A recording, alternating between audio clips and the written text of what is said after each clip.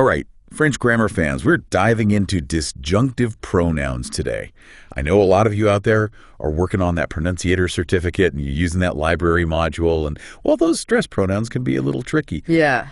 But I think you're going to find them a lot more fun than you expect. We're going to go way beyond, just the basic rules. We're going to see how these pronouns can make your French so much more expressive. Yeah. You might be surprised at how they can, change the meaning of a sentence just slightly. Yeah. Add a little bit of drama or even, create a sense of intimacy. Ooh, intriguing. Okay. So let's start with the foundation. Sure. What are disjunctive pronouns? How are they different from the regular pronouns, that we see all the time? So think of them as the spotlight pronouns in French. Okay. They can emphasize a subject in a way that you just can't do with the normal subject pronouns. Oh, okay. I like that. Yeah. Spotlight pronouns.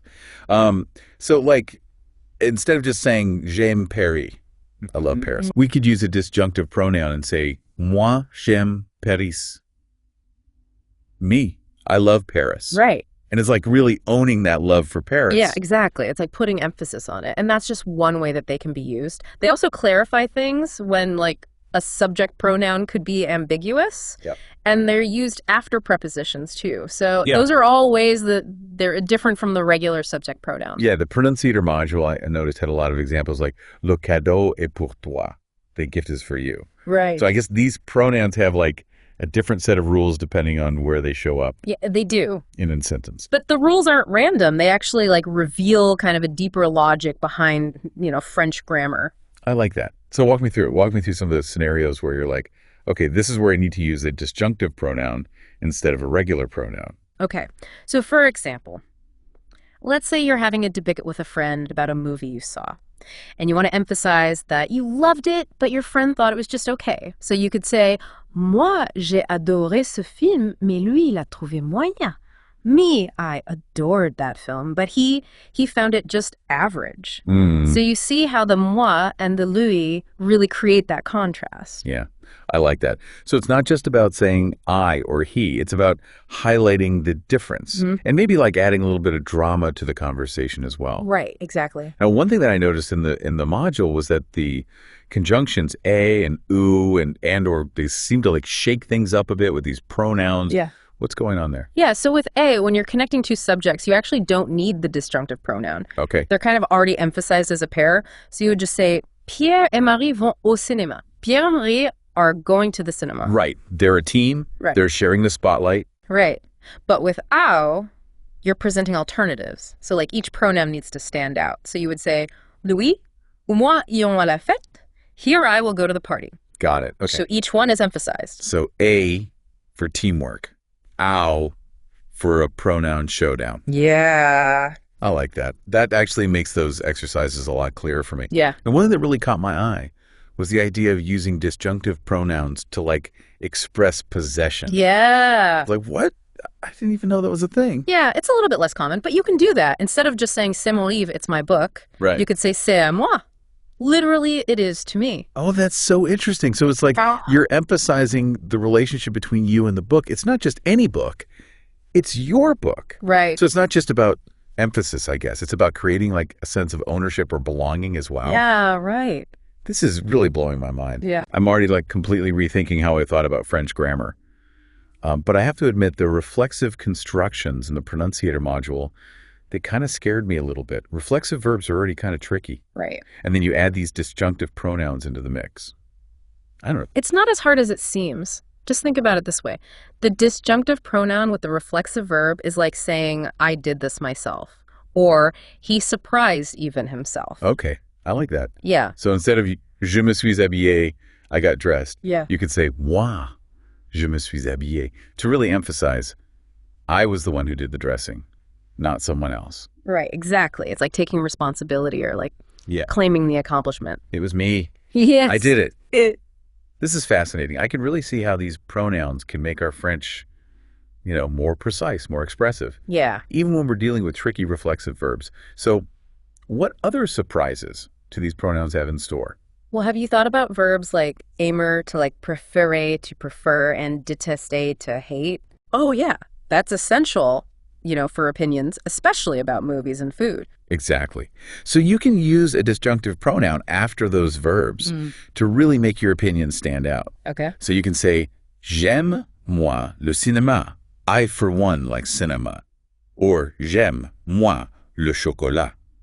I, for one, like chocolate. Oh, I see. So you're really like driving home the point. Right. It's like, listen up. This is what I think. This is what I think. Okay. This is good stuff. We're really getting into the nuances now. I have to ask you about this one because it kind of made me chuckle when I saw it in the pronunciator lesson. Okay. How do we use the pronoun moi to give a command? Yeah. It sounds so bossy. It does. So this is one where the moi adds a little bit of insistence to the imperative. Okay. So you could say, like, instead of regard, look, you could say, moi regarde, like really demanding attention. Yeah. Or moi écoute, listen to me. Oh, yeah. Yeah. Like I can see using that a lot. Right. In a very dramatic way. Moi écoute. All right. So this is so much more than I thought these disjunctive pronouns could do. Right. My mind is officially blown. Yeah, we've only just scratched the surface here.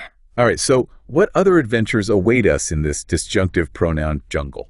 Well, let's talk about comparisons. Like phrases plus que, more than, moins que, less than, autant que, as much as. Yeah. So in these cases, the disjunctive pronoun comes right before the cue. Okay. So instead of saying il est plus grand que belle, which sounds kind of weird. Yeah, it does sound a little awkward. You would say il est plus grand qu'elle. He is taller than her. Okay. So elle comes right before que. I see. So it's like we're putting a little flag on the person or thing. Right. That's being compared. It's not just a statement of height. It's like a comparison between the two. Right, exactly. And it just makes it really clear. Yeah. Especially when you have a lot of different people and things in the sentence. Speaking of a lot of different people, what about when we want to talk about, a group doing something? Like my friends and I went to the park. Yeah, so that's called listing multiple subjects. Okay. And in this case, you would use the disjunctive pronouns too. So you would say like, moi, Marie et Paul, nous sommes allés au parc. Me, Marie, and Paul, we went to the park. Ooh, okay. So each person is emphasized. So it's not just we went to the park. It's I was there. Marie was there. Right. And Paul was there. Yeah. And we all had our own, moment. Right. In the park together. Exactly. Ooh, I like that. Okay, so speaking of expressing ourselves, what about those classic phrases like moi aussi, me too, and toi non plus, you neither? Yeah. Like, how do those work? Yeah, so those are good examples of how you can use disjunctive pronouns to add like emotion and energy to your French. Okay.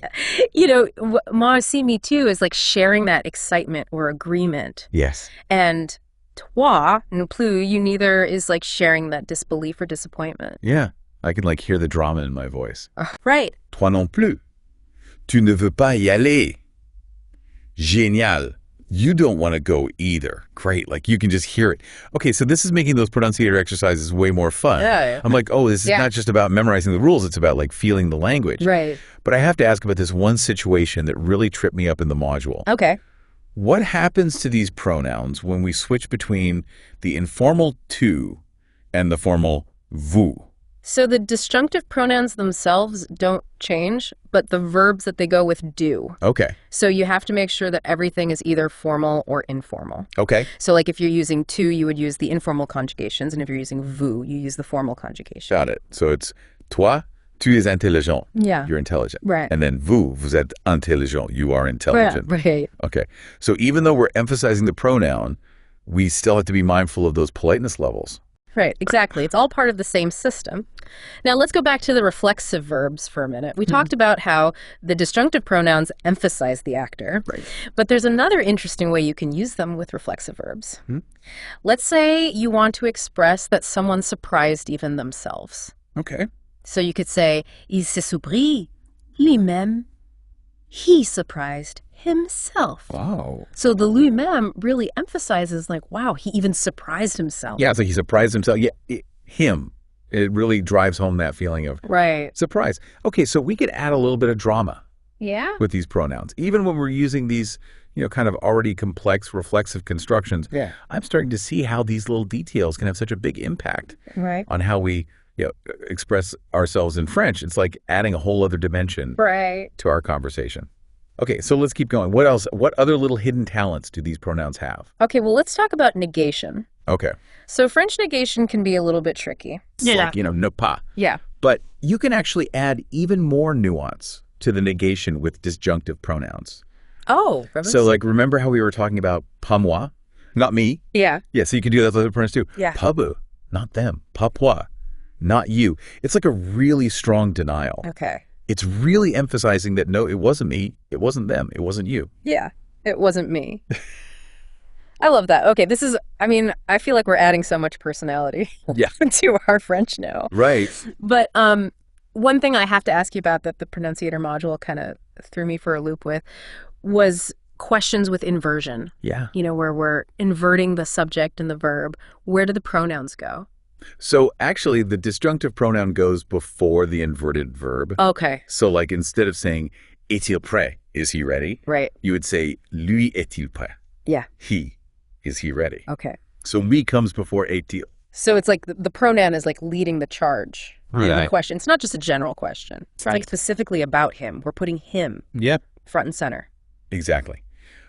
Okay, now let's talk about those expressions that use say it is. Okay. So this is a case where the disjunctive pronoun is required. Right. I remember that.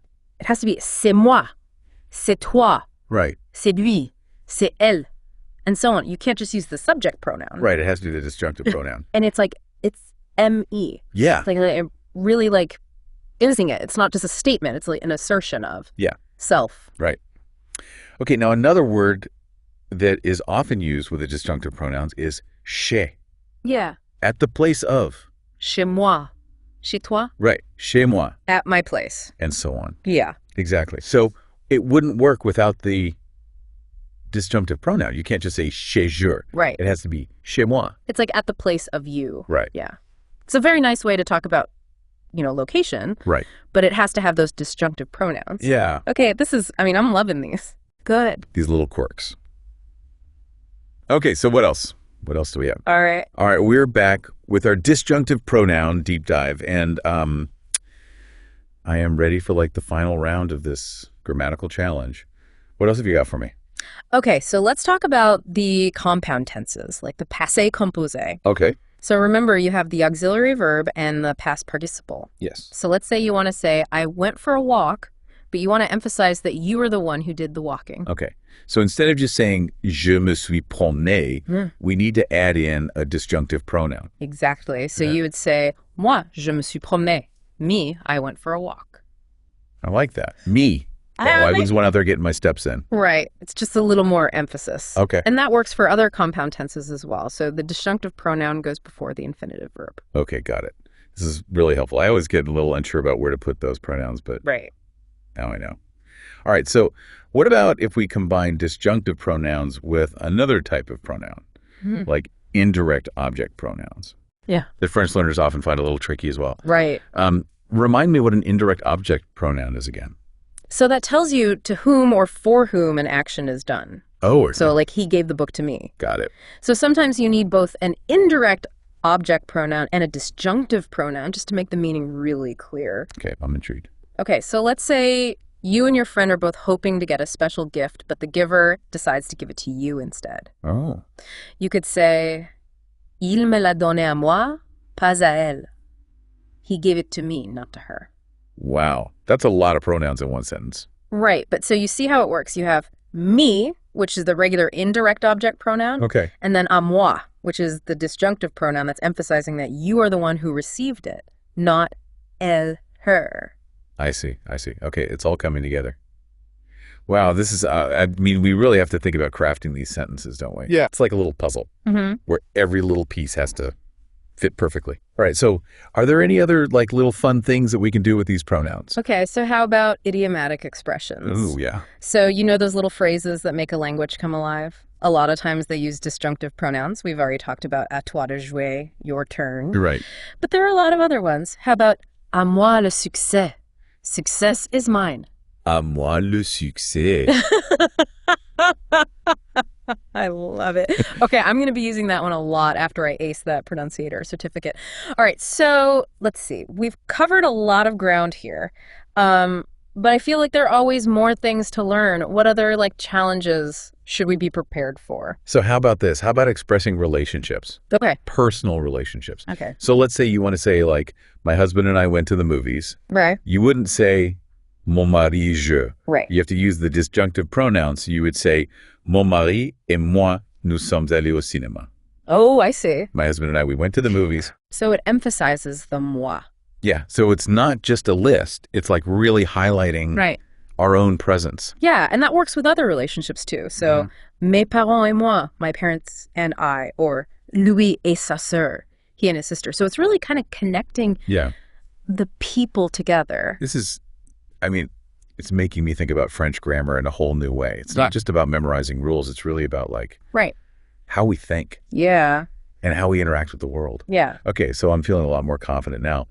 But are there any common mistakes that French learners tend to make with these pronouns? Yeah. So one common mistake is forgetting to use the disjunctive pronoun after a preposition. Oh, right. It's easy to just fall back into our English habit. Right. Like you might want to say avec je, but you have to say avec moi. Avec moi. Yeah. Another common mistake is using a disjunctive pronoun when it's not actually necessary. Okay. So remember, when you're using a to connect two subjects, they're already a pair, so you don't need the extra emphasis. So Pierre et Marie vont au cinéma. Right. Pierre and Marie are going to the cinema. Right. We don't need to add any extra pronouns in there. Exactly. Sometimes simplicity is better. Okay, and one last thing before we go. Okay. Remember those questions where you want to emphasize who you're asking about? Oh, yeah. So instead of just saying, are you talking to him? You could say, lui, tu parles avec. Him, are you talking with? Oh. Okay, so it's really zooming in on the person. Exactly. Of interest and adding a little bit of drama. Yeah. And mystery. Yeah. I love it. Okay, so much to think about.